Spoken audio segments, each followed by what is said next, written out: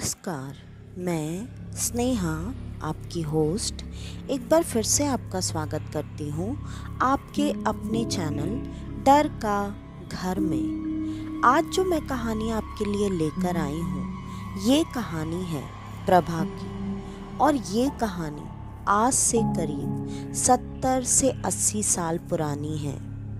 उस वक्त जिस वक्त की शादियाँ काफ़ी कम उम्र में कर दी जाती थी और प्रभा की भी शादी उसकी काफ़ी छोटी उम्र में कर दी गई थी। उसकी उम्र ज़्यादा से ज़्यादा 15 या 16 साल की रही होगी कि उसकी शादी हो चुकी थी। शायद उस वक्त जब उसे शादी का मतलब भी अच्छे से नहीं पता था। फिर भी प्रभा की शादी एक ऐसे घर में की गई थी जो कि उसके अभी के परिवार से काफ़ी ऊंचा परिवार था। जिस परिवार में उसकी शादी हुई थी उस परिवार में कोई और तो नहीं था, लेकिन जो लड़का था वो काफ़ी अच्छी नौकरी करता था और वो शहर में रहा करता था। उस वक्त प्रभा अपने परिवार के साथ एक छोटे से गांव में रहा करती थी जहां उसका एक छोटा कच्चा सा मकान था। माता पिता को इतना अच्छा रिश्ता मिलते ही उन्होंने मना करने के लिए सोचा ही नहीं। उन्होंने यही सोचा कि उनके घर की बड़ी बेटी की शादी अगर इतने अच्छे लड़के के साथ हो जाती है तो आगे ये लड़का भी शायद उनके परिवार वालों की शादियां और कुछ जिम्मेदारियां उठाने में मदद कर दे। और यही आश्वासन प्रभा ने भी दिया था। उसकी शादी हो चुकी थी। पति को अपने परिवार वालों से बहुत ज़्यादा लेना देना नहीं था शहर में रहने की वजह से, और वो अपनी पत्नी को लेकर शादी के तुरंत बाद ही शहर पहुंच चुका था। प्रभा के लिए वो सारी चीज़ें काफ़ी एक्साइटेड करने वाली थी। शहर, इतना बड़ा शहर उसने आज तक अपनी ज़िंदगी में कभी नहीं देखा था। उस वक्त टीवी जैसी चीज़ भी लोगों के घर में शायद ही हुआ करती थी, और यहाँ पर उसके पति की सरकारी नौकरी थी। पति ने घर पर सारे ऐशो आराम की चीज़ें जमा करके रखी हुई थी। अब प्रभा को घर के काम काजों में ना तो ज़्यादा दिलचस्पी थी और ना ही उसे ये काम आते थे। प्रभा के पति इन मामलों में काफ़ी समझदार इंसान थे, इसलिए उन्होंने कभी भी प्रभा के ऊपर इन चीज़ों को लेकर दबाव नहीं बनाया। उन्होंने प्रभा को इन चीज़ों को सीखने, समझने और करने के लिए उसका खुद का पूरा समय लेने की आज़ादी दे रखी थी। प्रभा ने भी धीरे धीरे थोड़ी थोड़ी चीज़ें करना, सीखना शुरू कर दिया था। और क्योंकि वो दोनों पति पत्नी शहर में अकेले रहा करते थे, इन्हीं चीज़ों को सीखने, समझने और अच्छे से करने के बहाने से वो अक्सर अपने घर वालों को वहाँ शहर में बुला लिया करती थी। उसके पति का काम इतना ज़्यादा हुआ करता था उस वक्त कि पति अक्सर कभी कभी एक दिन, कभी 2 दिन और कभी तो हफ्तों हफ्तों घर पे आया ही नहीं करते थे। इन्हीं चीज़ों की वजह से पति ने भी माँ पिता को गांव से यहाँ बुलाकर साथ में रखने के लिए कभी कोई ऐतराज़ जताया ही नहीं, और प्रभा अब घर पे अपनी मनमानी करने लगी थी। मुश्किल से 3 महीने ही निकले होंगे, प्रभा ने अपने घर वालों को एक बार फिर से बुलावा भेज दिया था। घर वाले वहाँ पर आने की तैयारी में भी थे, लेकिन आज प्रभा घर पर अकेली ही थी और प्रभा को पता नहीं क्यों काफ़ी डर लग रहा था। बरसात का मौसम था। उनका घर नीचे के फ्लोर पर ही था। वहाँ पर बाग बागीचे बहुत ज़्यादा थे, जिसमें कि रात में बारिश होने की वजह से काफ़ी अंधेरा सा दूर तक दिखाई दे रहा था। सिर्फ तेज तेज पानी बरसने की और बादलों की गड़गड़ाहट की तेज आवाज़ें ऐसी जो सुनकर दिल में एक अजीब सा डर, एक अजीब सी बेचैनी पैदा कर रहा था।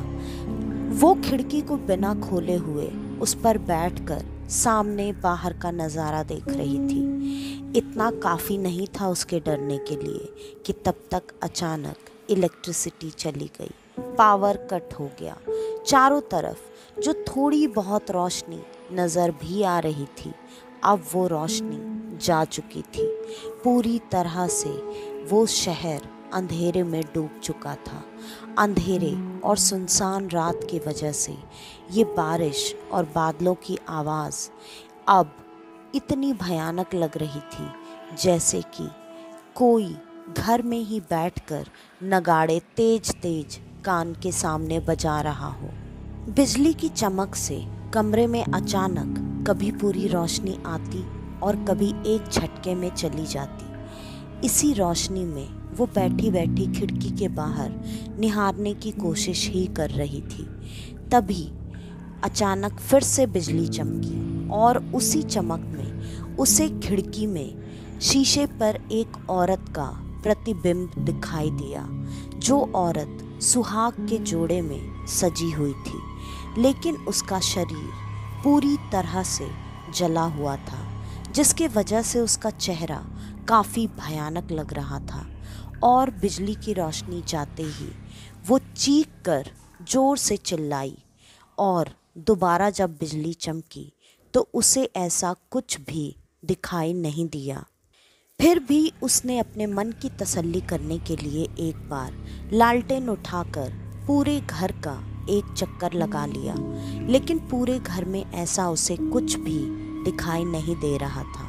वो चुपचाप वैसे ही डरते हुए आकर वापस अपने पहले वाली जगह पर बैठ चुकी थी और फिर से खिड़की की ही तरफ देखे जा रही थी। वो बार बार अब भगवान से मन में यही प्रार्थना कर रही थी कि बिजली तुरंत आ जाए। अब उसका इंतज़ार काफ़ी लंबा होता जा रहा था और तभी उसे घर में अचानक से पायलों की आवाज़ सुनाई देने लगी। कहीं पायलों की आवाज़ शांत होती तो कभी चूड़ियों की तेज तेज खनखनाहट सुनाई देती, जैसे किसी औरत ने हाथ भर कर चूड़ियाँ पहन रखी हों। इन सारी चीज़ों की वजह से वो बहुत ज़्यादा डर चुकी थी। वो पूजा पाठ तो करती ही थी, उसने भगवान का नाम लेना शुरू किया। लाइट भी अभी तक आई नहीं थी। यही करते करते डर के वजह से ना तो वो उठकर अब पूरे घर में जा रही थी और ना ही उसने किचन में उठकर खाना भी खाने की जहमत उठाई। वो वहीं चुपचाप अपने बिस्तर पर लेट गई और लेटकर भगवान का नाम मन में लेती रही, लेकिन रह रह कर उसके कानों में वो आवाज़ें आती ही रहती। प्रभा की आँख कब लग चुकी थी उसे पता ही नहीं चला। बारिश भी अब अपने रफ्तार से थोड़ा कम बरस रही थी। बिजलियों का चमकना, गड़गड़ाना भी अब काफ़ी कम हो चुका था। तभी अचानक रात को उसे ऐसा लगा जैसे उसके कान के पास आकर किसी ने धीरे से खुसफुसाकर उसका नाम पुकारा हो, और ये सुनते ही उसकी आंख तुरंत खुल गई। जब वो उठकर बैठी तो उसने देखा पूरे घर में रोशनी हुई पड़ी थी, मतलब लाइट आ चुकी थी। वो जैसे तैसे उठकर अब फिर से एक बार पूरे घर का चक्कर लगाने के लिए गई, लेकिन आज उसकी हिम्मत नहीं थी कि वो लाइट बंद कर दे और बंद करके सो जाए। वो वापस से आकर अपने बिस्तर पर बिना खाना खाए ही फिर से लेट गई थी। उस पूरी रात वो डर के वजह से ठीक से सो नहीं पाई थी। उसे काफ़ी डर लग रहा था क्योंकि उसे बार बार अपना नाम पुकारा जाना साफ साफ सुनाई दे रहा था। सुबह के करीब 3:30 बज रहे होंगे। अचानक उसे लगा जैसे उसके सर के पास आकर कोई खड़ा हो गया है और उसके थोड़े बहुत हिलने के वजह से उसे हल्की हल्की चूड़ियों की आवाज़ साफ साफ सुनाई दे रही थी, लेकिन उसकी हिम्मत नहीं थी कि वो आँख खोलकर देखे, तभी अचानक उसे ऐसा लगा जैसे किसी ने उसका बाल खींच लिया हो। अब वो उठकर बैठ चुकी थी। उसने देखा सामने वही लाल कपड़े में भयानक सी जली हुई औरत खड़ी थी और उसने प्रभा की तरफ घूरते हुए सुर्ख लाल आंखों से उसे कहा, तुम यहाँ से चली जाओ, ये मेरा घर है।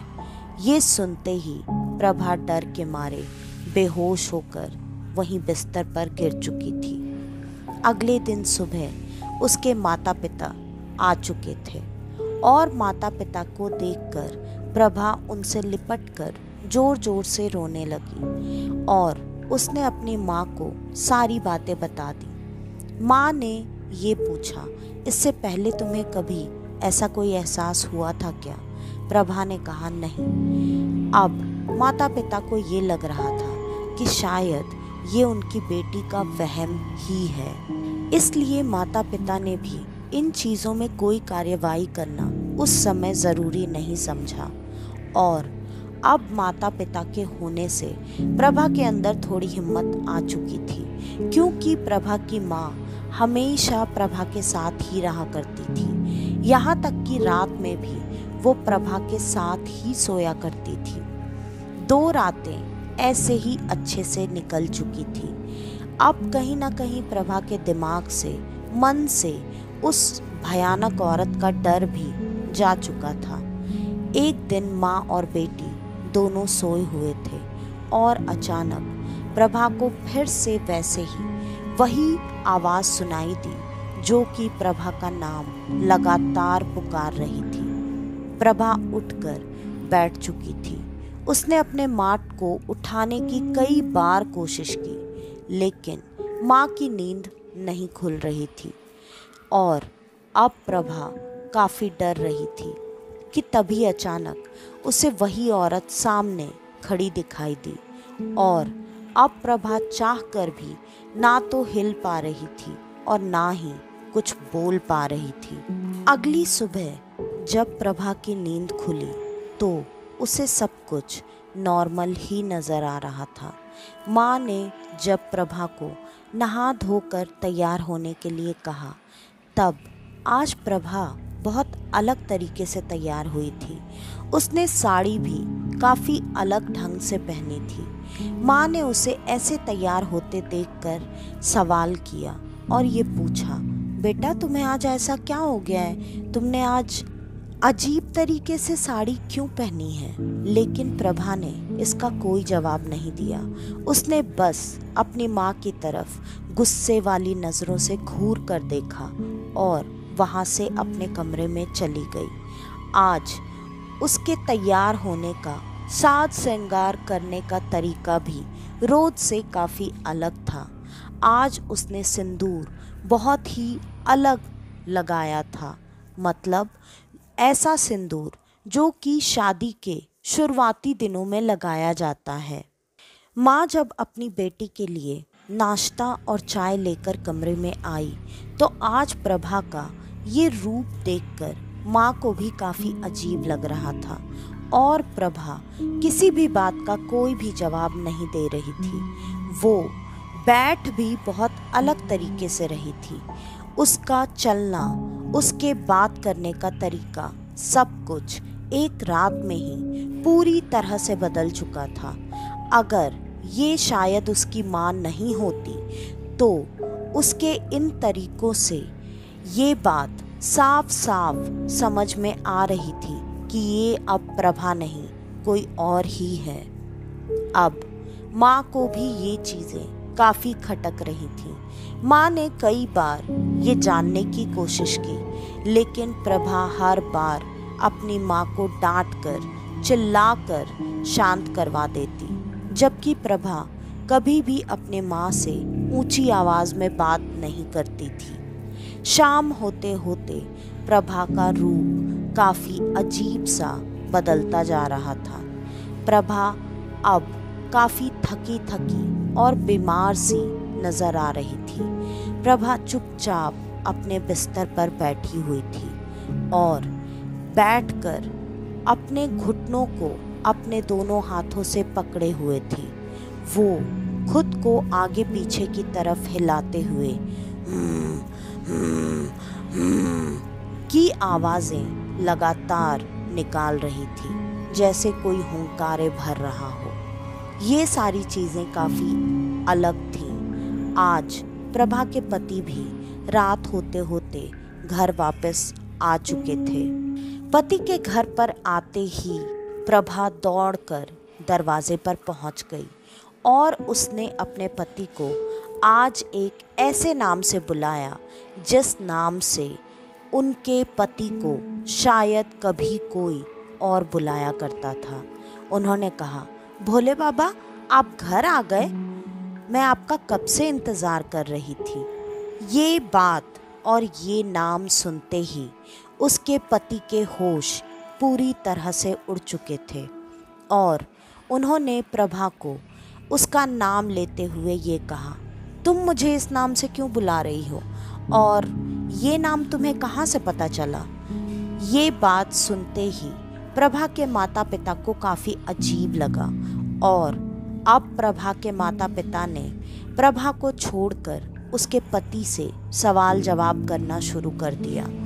उसके सवाल जवाब करने के बाद भी पति ने काफ़ी देर तक इन बातों को टालने की कोशिश की, लेकिन माँ कहीं ना कहीं सुबह से लेकर अभी तक प्रभा के स्वभाव में, उसके हाव भाव में, उसके चेहरे में इतना सारा बदलाव देखकर समझ चुकी थी कि ये उनकी बेटी तो नहीं है। इसलिए माँ ने कोशिश करना बिल्कुल नहीं बंद किया। माँ सवाल लगातार किए जा रही थी।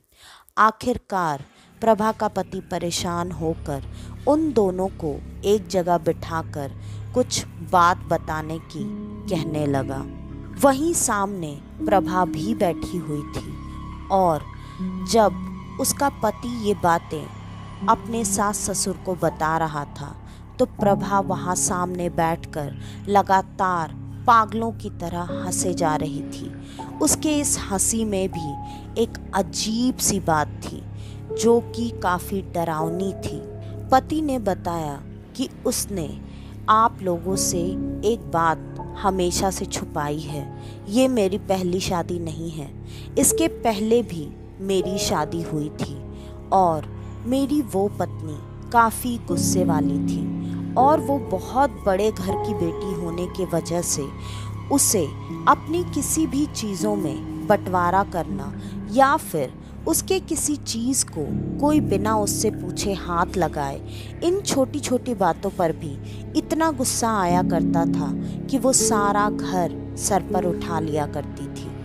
और ये उसके पति की आदत थी कि वो जब 6 महीने में या साल भर में अपने घर पर जाया करता, वो अपने घर वालों के लिए ढेर सारे तोहफे लेकर जाया करता था।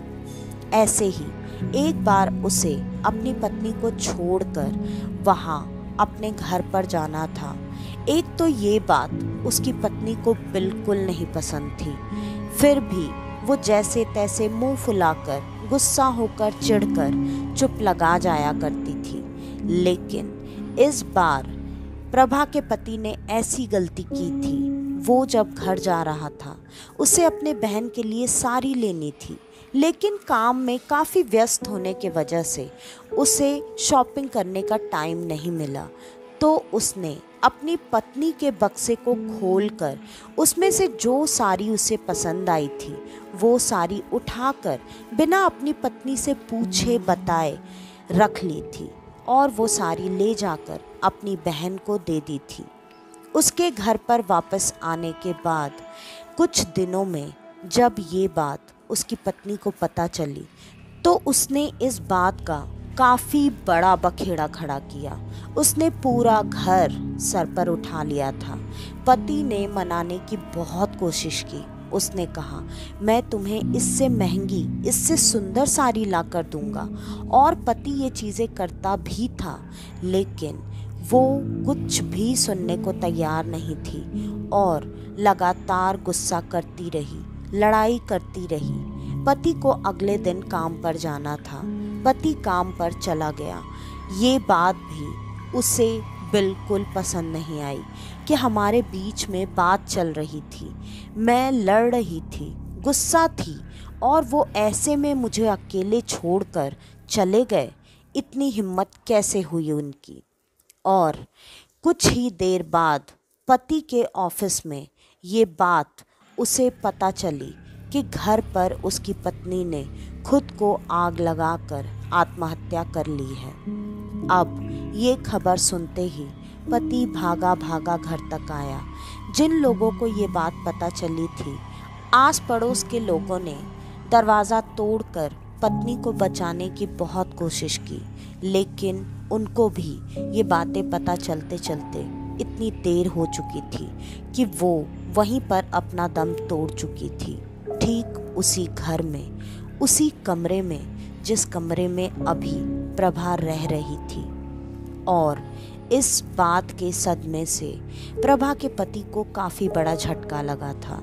वो दोबारा अब इस सदमे से निकल नहीं पा रहा था, ना ही शादी करने के लिए तैयार था। लेकिन घर वालों के काफ़ी बोलने समझाने की वजह से उसने दोबारा शादी करने के लिए हाँ कर दी थी, क्योंकि घर वालों को वंश का चिराग चाहिए था।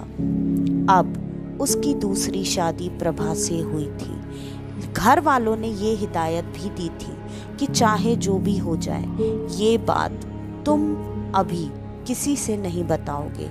समय देखकर तुम्हें जो बात जिससे जैसे बतानी हो बता देना। इसी वजह से मैंने ये बात आज तक आप सबसे छुपाए रखी। अब ये बात सुनते ही प्रभा के माता पिता के पैरों के नीचे से ज़मीन निकल चुकी थी, और अब सामने बैठी हुई प्रभा ने हंसना बंद कर दिया था। वो फिर से हुंकारे भर रही थी, गुर्रा रही थी, और अपने पति को बार बार यही कह रही थी, तुमने मेरी सारी अपनी बहन को क्यों दी? तुम्हारी हिम्मत कैसे हुई मुझे छोड़कर जाने की? अब ये बात सबके सामने साफ हो चुकी थी कि वो प्रभा की सौतन ही है। अब माता पिता काफ़ी डर चुके थे। उन्हें ये बात अच्छे से पता थी कि अगर किसी के साथ ऐसी कोई परेशानी है तो इसका इलाज कोई डॉक्टर नहीं कर सकता। उन्होंने रात में ही एक पंडित जी को बुलवा भेजा, और वो पंडित जी रातों रात ही घर पर आ भी चुके थे, क्योंकि वो पंडित जी वहीं प्रभा के मोहल्ले में ही एक हनुमान मंदिर के बहुत बड़े पुजारी थे, जिनसे प्रभा के पति का, उसके माता पिता का काफ़ी अच्छा व्यवहार और आना जाना था। इसलिए ये बात सुनते ही वो रातों रात ही भागे भागे तुरंत मदद करने के लिए आ चुके थे। आते वक्त वो अपने साथ सारी ज़रूरी सामग्री लेकर आए थे, और उनके घर पर पहुंचने से पहले ही प्रभा की हरकतें काफ़ी बढ़ चुकी थीं। प्रभा अब खुद को नुकसान पहुंचा रही थी। उसने खुद को नोचना, खसोटना, खुद का चेहरा बिगाड़ना, सब कुछ शुरू कर दिया था। माता पिता ने अब प्रभा को जैसे तैसे बिस्तर से बांध कर रखा हुआ था। उसमें भी वो अपना पूरा जोर लगाकर खुद को आज़ाद करवाने की कोशिश कर रही थी। पंडित जी अब प्रभा के सामने आकर खड़े थे। पंडित जी के सामने आकर खड़े होते ही प्रभा और ज़्यादा ज़ोर से गुर्राने और हाथ पैर चलाने की कोशिश करने लगी। पंडित जी सामने सिर्फ 10 मिनट के लिए खड़े हुए, और उन्होंने मन ही मन या तो हनुमान चालीसा या हनुमान कवच या पता नहीं कोई अलग सा मंत्र पढ़ना शुरू किया। जैसे जैसे वो मंत्र पढ़ते जा रहे थे, वैसे वैसे प्रभा थोड़ी शांत होती जा रही थी, और उन्होंने जैसे ही वो मंत्र पढ़कर ख़त्म किया और आंखें खोली, प्रभा अब पूरी तरह से शांत हो चुकी थी। वो प्रभा के नज़दीक गए और उन्होंने प्रभा के सर पर एक लाल तिलक, शायद जो वो बजरंग बली के चरणों से लेकर आए थे, वो लगा दिया था। अब प्रभा पूरी तरह से शांत होकर बेसुध सी बिस्तर पर ही पड़ चुकी थी। पंडित जी ने कहा, मुसीबत टल चुकी है, लेकिन इसका पूर्ण निवारण करने के लिए आपको कल सुबह बच्ची को मंदिर में लेकर आना पड़ेगा और बाद में हम आत्मा शांति की पूजा अलग से करवाएंगे, जो कि प्रभा के पति को ही पूरी करनी पड़ेगी। प्रभा के पति भी ये सारी चीज़ें देखकर ये मानते थे कि उनकी पहले की हुई चीज़ों में शायद कोई कमी रह गई थी, जिसके वजह से आज भी उनके पहले पत्नी की आत्मा वहीं कहीं भटक रही है और उनकी इस पत्नी को नुकसान पहुंचाना चाह रही है। सारे लोगों ने पंडित जी के सारे बातों में हामी भर दी थी। अगले दिन प्रभा को मंदिर में ले जाया गया और प्रभा ने पंडित जी के बताए अनुसार बजरंगबली की जैसे जैसे जो जो पूजा करने को कहा गया वो सारी पूजा वहाँ पर संपन्न की, काफ़ी अच्छे तरीके से। ये देखकर कोई भी बता सकता था कि वो एक सामान्य इंसान ही थी और उसी के एक हफ्ते के अंदर अंदर आत्मा शांति की पूजा को भी करके संपन्न करा दिया गया। उसके बाद सारी विधि पूर्ण हो चुकी थी और अब प्रभा के ज़िंदगी में उस तरह की कोई भी मुसीबत नहीं रह गई थी। प्रभा भी इन चीज़ों से काफ़ी बदल चुकी थी और धीरे धीरे जिन कामों में वो पहले रुचि नहीं लिया करती थी, उन कामों को उसने खुद से करना शुरू कर दिया था। और कुछ ही समय बाद उनके परिवार में एक छोटा प्यारा बेटा जन्म ले चुका था। अब उनका परिवार पूरी तरह से संपन्न और सुखी परिवार था। तो आज की ये कहानी यहीं पर ख़त्म होती है। आपको हमारी आज की ये कहानी कैसी लगी, हमें कमेंट करके ज़रूर बताइएगा। और अगर आपको हमारी ये कहानियाँ पसंद आती हैं तो ज़्यादा से ज़्यादा हमारी इन कहानियों को शेयर करें। अगर आप हमारे इस चैनल पर आज पहली बार आए हैं तो हमारे इस चैनल को सब्सक्राइब करना बिल्कुल न भूलें। वैसे भी आज मैं जिस मुकाम पर भी हूँ वो सब सिर्फ़ और सिर्फ आप सबका मेरे लिए प्यार और सपोर्ट है और मैं हमेशा आप सबसे इसी प्यार और इसी सपोर्ट की उम्मीद करती हूँ जो आप अपनी इस होस्ट और दोस्त के साथ हमेशा बनाए रखेंगे। तो आज के लिए बस इतना ही। मैं स्नेहा, आपकी होस्ट, आज के लिए लेती हूँ अलविदा। वापस से आपसे मिलने आऊँगी और आप सबको लेकर जाऊँगी कुछ जाने अनजाने किस्से कहानियों के सफ़र पर, आपका अपना डर का घर में। तो तब तक के लिए नमस्कार।